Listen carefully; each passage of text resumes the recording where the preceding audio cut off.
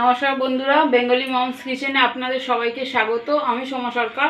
আজকে বানাতে চলেছি চিড়ের পোলাও। খুব চটজলদি একটা রেসিপি, যা চটজলদি করে আমাদের সকালে টিফিনের জন্য, ব্রেকফাস্টে জল খাবার।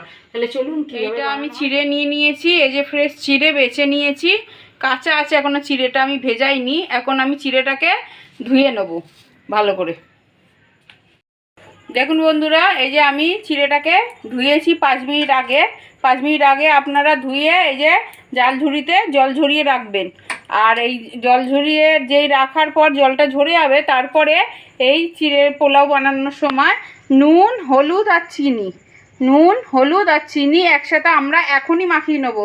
ওটা কড়াইতে দিয়ে মাখায় না, মাখালে সেটাকে খুন্তি দিয়ে ভালো করে মাখানো যায় না। এটা আগে থেকেই মাখিয়ে রাখতে হয়। মাখিয়ে আপনারা আরও 5 মিনিট ছেড়ে দেবেন, তারপরে গিয়ে বানাবেন চিড়ের পোলাও। তাহলে দেখবেন খুব ভালো হবে।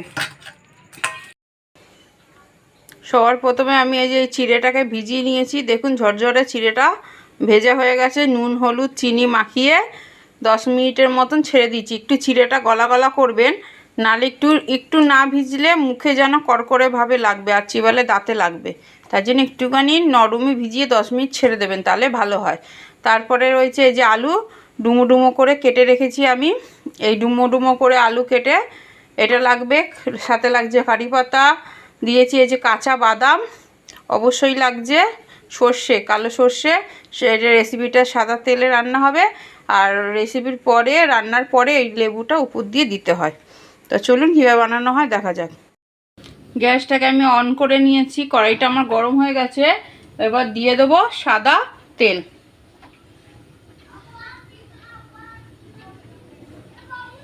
সাদা তেল দেওয়া হয়ে গেছে, তেলটা একটু গরম হয়েছে।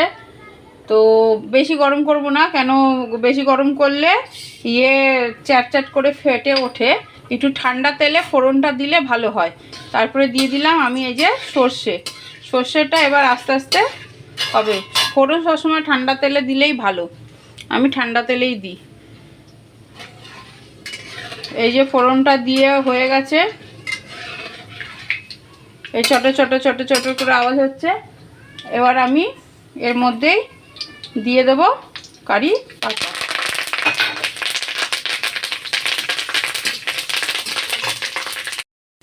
এই কারি পাতাটা ভাজা হয়ে গেছে, আর সর্ষের ফোড়নও দিয়ে দিয়েছি। এবার দিয়ে দেবো এই কেটে রাখা আলুগুলো। এবার আলুগুলো দিয়ে ভালো করে নাড়িয়ে ছাড়িয়ে নুন হলুদ দিয়ে ভাজা করতে হবে। অবশ্যই বন্ধুরা নুন আর একটুখানি হলুদ দেবেন, কারণ যতই আমরা চিড়েতে দিই, আলুটা ভাজার সময় একটু নুন হলুদ দিলে আলুরও কালার আসবে। আলুটা ভাজা লাল লাল করে ভেজে, এই আলুটা আমার দিয়ে এই যে নাড়িয়ে ছাড়িয়ে, বন্ধুরা আমার একটু বলতে ভুলে গেছে, এই পেঁয়াজটা ভেবেছিলাম যে আমি ডেকোরেশনের সময় দেবো, তো আমার বড়মশাই বলল না, একটু ভাজা পেঁয়াজ দিলে ভালো হয়। তাই আমি ভেবেছিলাম এটা নিরামিষ বানাবো, তাই জন্য আর দিচ্ছিলাম না। তো ওর বলাতে তো আমি এটা পরে যোগ করলাম, এটা আমার আগে আপনাদের দেখানো হয়নি। এই পেঁয়াজটা একসাথে দিয়ে একটু এখন দিলে ভাজা হয়ে যাবে। একটু দিয়ে নাড়িয়ে নিলাম। এই চিড়ের পোলাওতে পেঁয়াজ দিলে খুব ভালো লাগে ভাজা খেতে। এবার একটু পেঁয়াজ আর আলুটা একটু ভাজা করে নিই। এই আমার আলু আর পেঁয়াজটা একটু ভাজা হয়ে এসছে, প্রায় হয়েই গেছে। আর এর মধ্যে আমি এখনই কাঁচা বাদামটা দিয়ে দেবো, কেন এটা একটুখানি ভাজতে আরও 2 মিনিট সময় লাগবে। তাহলে এটা ভাজার সাথে সাথে ওটাও হয়ে যাবে। তো এটা 2 মিনিট ধরে একটু নাড়িয়ে নিই, ভাজা হয়ে যায়। দেখুন বন্ধুরা, এই যে আমার সব ভাজা হয়ে গেছে, বাদাম, পেঁয়াজ, আলু ভাজা হয়ে গেছে। এবার আমি এর মধ্যে দিয়ে দিচ্ছি চিড়েটা দিয়ে আমি ভালো করে নাড়িয়ে নেব।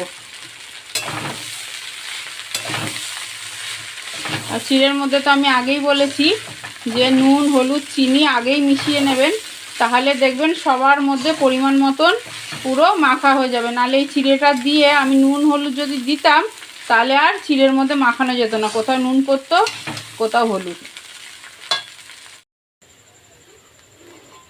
দেখুন বন্ধুরা, আমার চিড়ের পোলাওটা হয়ে এসছে। এই যে এবার নামানোর সময় আমি এবার এই লেবুর রসটা দিয়ে দেবো। এই যে বন্ধুরা, নামানোর আগে লেবুর রস আর চিড়েটা মাখানোর সময় একটুখানি চিনি দিয়ে দেখবেন, এই দুটো জিনিস দেবেন, দেখবেন চিড়ের পোলাওটা খুব ভালো লাগে খেতে। এবার আমি ভালোভাবে নাড়িয়ে নেব। দেখুন বন্ধুরা, আমার চিড়ে লেবুর রসটা দিয়ে নাড়ানো হয়ে গেছে। এবার আমি এই গ্যাসটা বন্ধ করে দেবো। এবার আমি একটা থালায় বেড়ে দেখাচ্ছি আপনাদের।